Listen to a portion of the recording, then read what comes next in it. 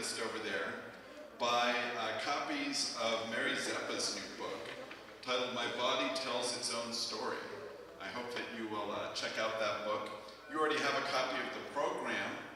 The programs, the flyers, the press release, the updated website, the updated Facebook page, all of this comes courtesy of my interns, which I very much appreciate.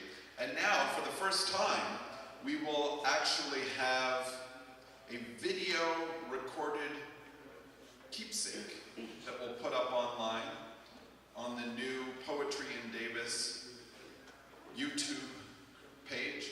So make sure that you check that out. I'll let you know about it. Details at poetryindavis.com. My name is Dr. Andy. I'll be your host tonight. Thanks to everyone for coming. This evening has 3 parts. The first part concerns our 2 featured poets, Mary Zeppa and Bob Stanley. Then we will have an open mic that starts around 9 or a little bit after.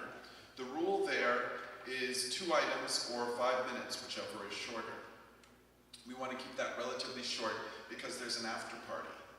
And at some point, 1/2, maybe 2/3 the way through the open mic, everyone here realizes that you, standing up at the microphone, are actually standing between them and quite literally the Irish pub that's up the block. It's a block and a half. And we're going to want to get over there. And if you're, if you join us, then I'll be ordering a couple of pitchers, and you're welcome to join us. But I'll pick that up. Poetry in Davis and the future YOLO Poetry Center will pick up the bill. I'm sure that all of my potential backers are pleased that these are the plans for the funds that I raise for the YOLO Poetry Center. But we'll just see how it works out. We might get John Nitzoulis some new chairs. Thanks very much to John for opening up his gallery free of charge twice a month, as he does all throughout the year. Thanks also to Francisco Alarcón and to Greg Glasner, who are both poets and performers who you will see here throughout the spring season. Not throughout the spring season, but they're scheduled to be featured poets as well. And I hope you will come back for that in May and June. Mary Zeppa is our first reader tonight. I will introduce Bob after she's concluded. She is a poet, she's a musician, she's a singer in an a cappella band. She's the author of a number of books. The most recent is My Body Tells Its Own Story. I got to see her read over at Logos Books maybe a month ago, and she had a very successful event at the Sacramento Poetry Center celebrating this new book. I hope you will join me in celebrating her right now as we start tonight's evening of poetry. Ladies and gentlemen, Mary Zeppa. Mary.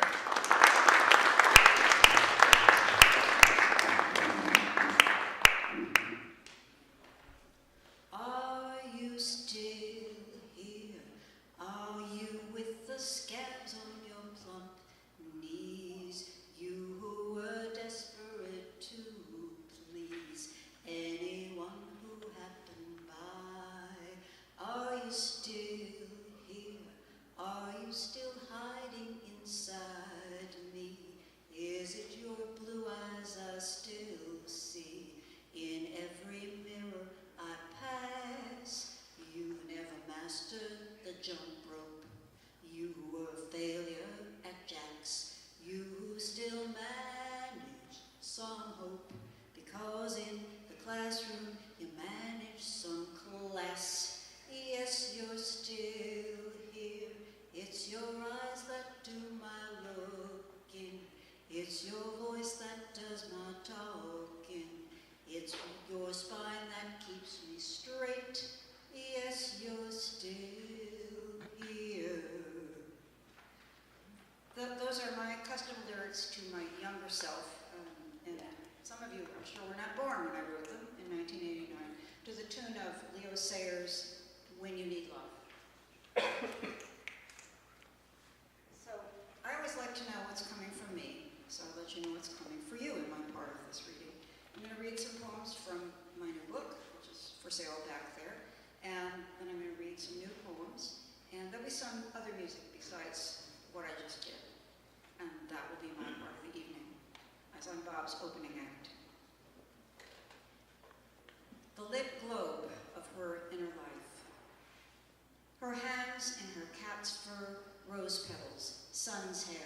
in the bread dough, the 6 a.m. window pane, sunshine. Gives her fingerprint, lip print, sweet scent, deep breath. Hums the melody nobody knows. Made of lump in throat, goosebumps, hot surge of blue. Made of mezzo-soprano and meadowlark and the tick of a lazy day clock. Made of blood and bone, dance of the magi. Made of maiden alone by the brook. Made of leaping fish, meeting the pelican's bill. Made of scorn on the face of the gull. Made of scarecrow and scared boy and wings of the bat as it startles its way through the night. Made of every egg, empty and broken. Made of story of nobody's life. Made of chicken who rumbled across the road. Made of savior on water wings, ghost of a chance. Made of sun of the Sunday noon nap. Lovemaking, number 1. Always 2 bodies asking the questions. The hands, the hips, the fur along the thighs. 2 bodies inventing, a story beginning, and the stone rolled away from the cave. This is called Loss. It's in 4 numbered parts. It has 2 epigraphs and it's for 3 people. And the epigraphs are loss, loss, loss. There is no other story, Robert House. And there's no great loss without some little gain, Caroline Ingalls. That was Laura Ingalls Wilder's mother, Caroline Ingalls. And it's for Stephen Hawking, Michelle Petrucciani, and the girl with the bright silver eyes. And Michelle Petrucciani, for people who may not know, was a wonderful French jazz pianist who died much too young. So, loss, 1. So the world slips away from us, freeing our hands. The child who will never be born is dancing before me, her silver eyes shining. Her actual flesh and blood child is spinning, is whirling this daughter of strangers, her flesh bright with my secret song. 2. The orbits of planets and wheelchairs, the lights of the stars and the mind. A man in a thin collapsed body, the silence will never contain.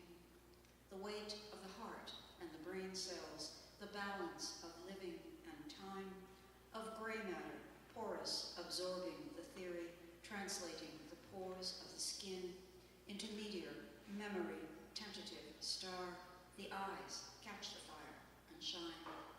3.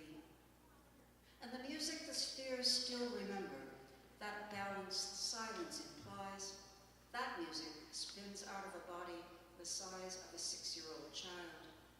Though his stunted legs dangle, his strong arms hold on to the young wife who carries him, bed to piano, who leans in to taste one last kiss, who moves through the spheres he spins out of the sounds that flood through his marrow, his hands. 4.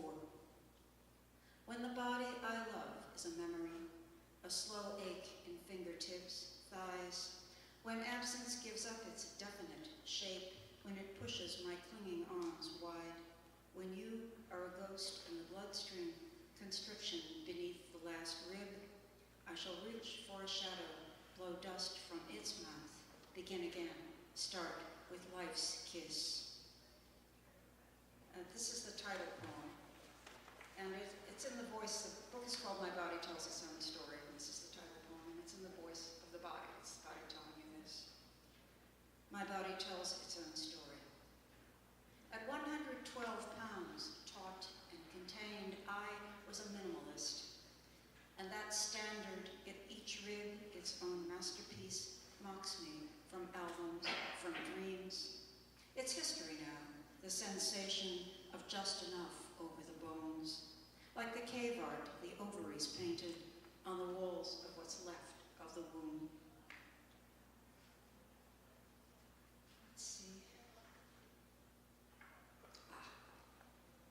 This is a poem in which I imagine my own conception. And it's like a half life ago poem. It's called 36th Birthday.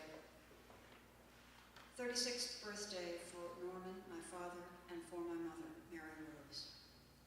Still proof of the gleam in my father's blue eyes, your daughter, the cells of your cells.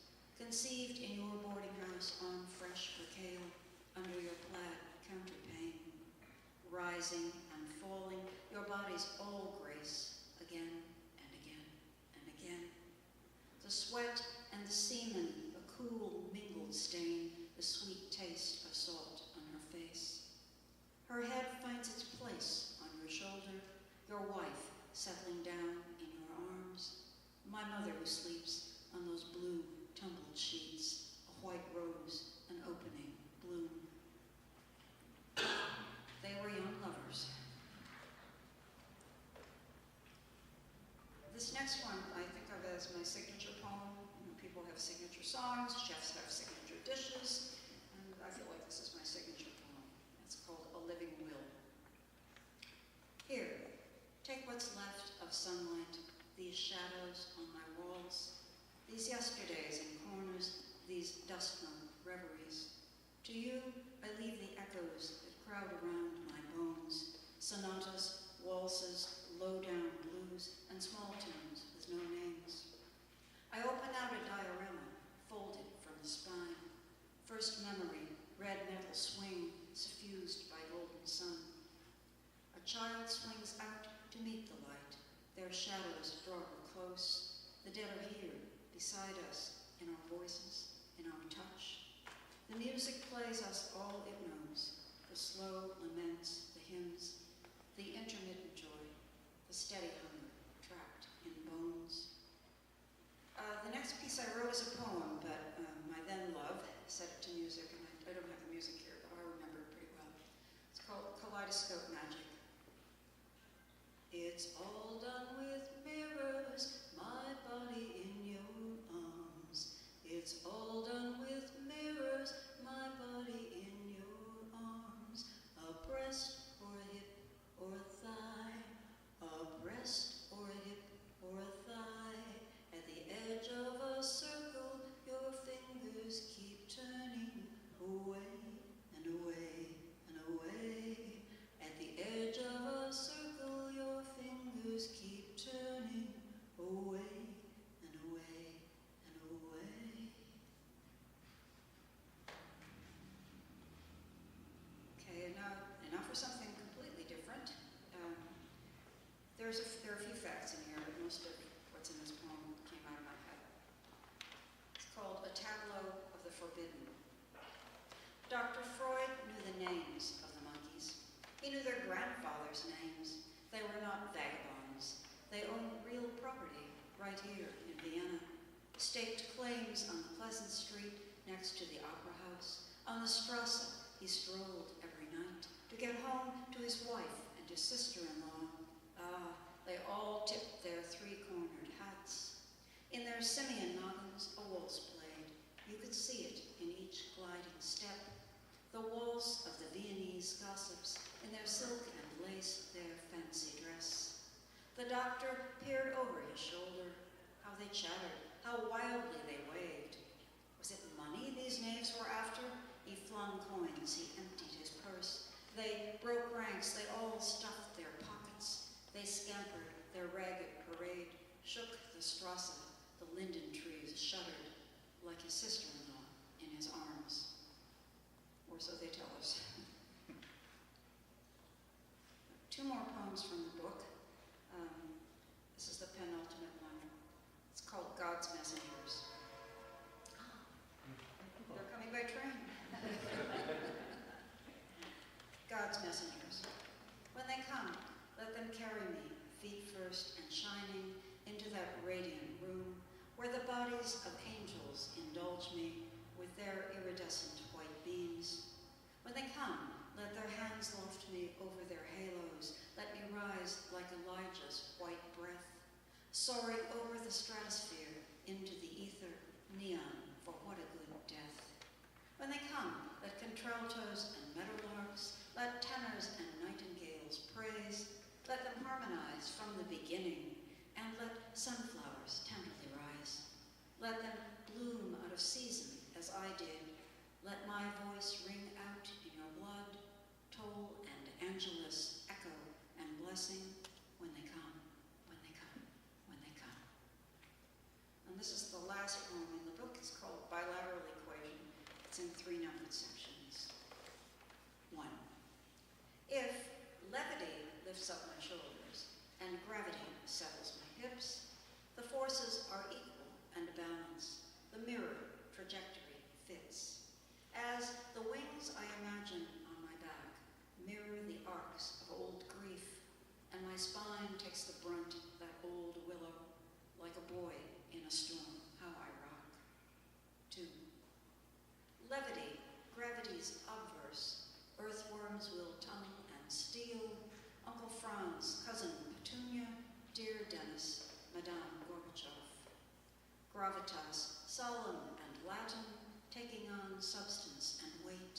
Icarus, melting, defiant, my shoulder blades twitching yet. 3. The wings I've painted on my back unfold beneath my skin. Just this once, mother, take my hand, just this once in this dream of Andajar, West Africa, the scenic route, Delphi, Lyon. That's how I miss the kiss you blew up Highway 99.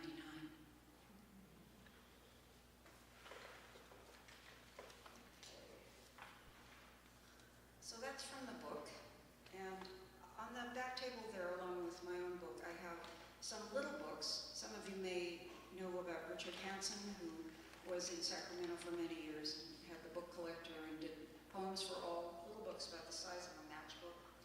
And he ordered my book, because we're friends, and he sent me a lot of little poems, one of which is this one that I'm going to read. So I have some of those, and I have just some random ones that were in the box. And it's called A Crash of Rhinos. And it's one of those poems whose title goes right into the first line of the poem.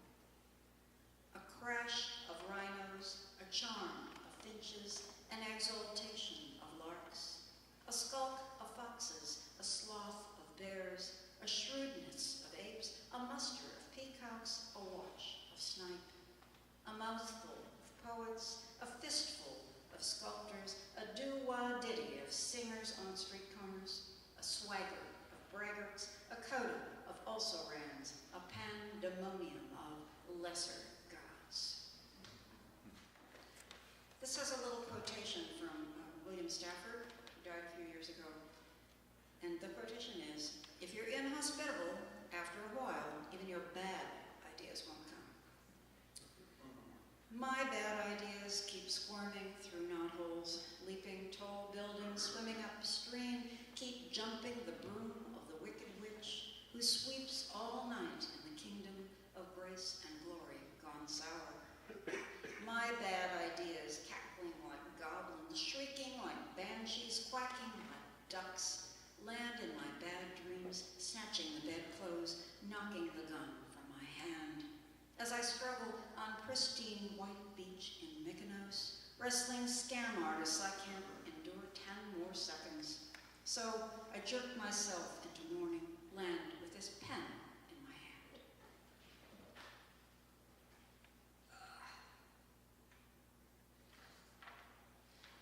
This poem, it's another one whose first line, title rather, goes right into the first line. It has a few words of Yiddish in it, so I'm going to tell you what they mean. The first one is Mamaloshin, which means mother tongue, and Hainish, which essentially means homey in a good way. And then there's Rugelach, which is, according to Wikipedia at least, a bite-sized cookie, a Jewish pastry of Ashkenazic origin, and they're quite tasty. So, this is Esther Learns Mamaloshin. Esther learns Mamaloshin, the mother tongue, from the last of the shy, Hainish ants, whose stories abide, hug her backbone, spill out in soft lullaby. Esther sings of their headscarves, their rugula, their bowed heads as the great rabbi passes, and we spy just the brim of his hat. No one tells Esther much, but she listens. Which chicken is plumpest inside its white feathers, how to pluck them for pillows, for quilts. If a man casts his eye, she must not let him know. The heat of his gaze turns her rosy, loosens the strands of her braid. Esther trusts in the legend still whispered, still sewn into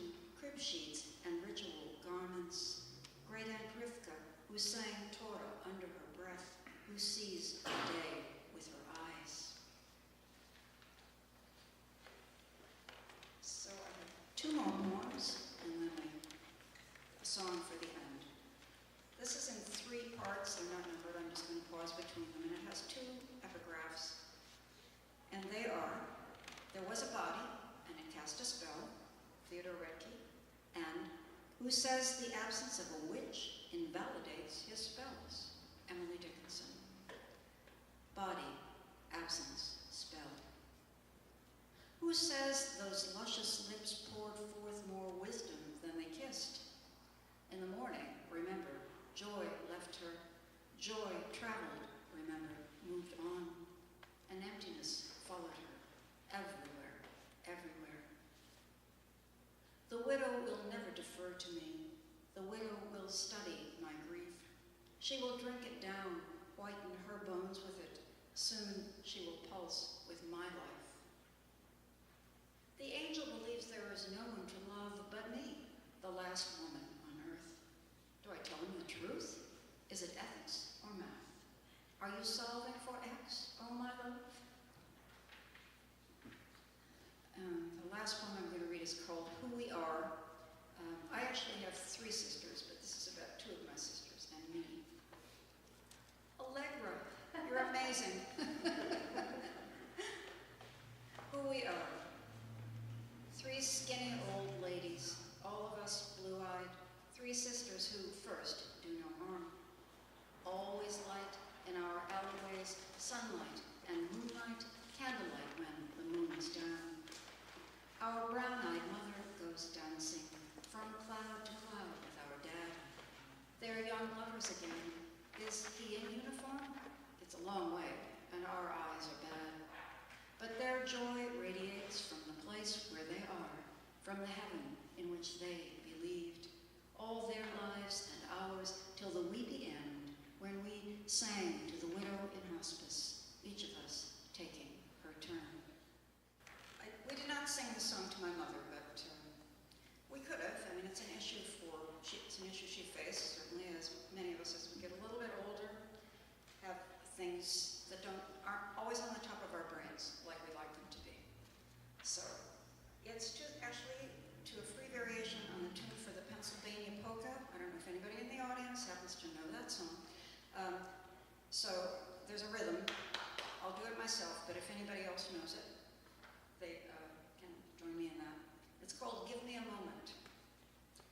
Give me a moment, I'll try to recall the name of that tall woman, that gorgeous red hair, that laugh, what a doll. Oh, who is that tall woman? It's clear she's someone that I ought to know. Could it be she's a poet? Or was she once my next door neighbor? Don't have a clue, hope that I don't show it. Give me a moment, I'm thinking so hard. Who's that guy with the banjo? He's calling my name and winking my eye. Could it be we once tangoed? Give me a clue, you look like a nice man. Did we once sing together? Or when I had a chin, was it you who tickled me with that peacock feather? Ah, what's the use, it's a jumble in there. A spark synapses tangled. I sure hope we didn't have an affair or try to work an angle. So I give up, I confess, got no clue. Can't fathom who you might be. What? You don't know either, bless you. Teased by the thought that you thought you knew me. Teased by the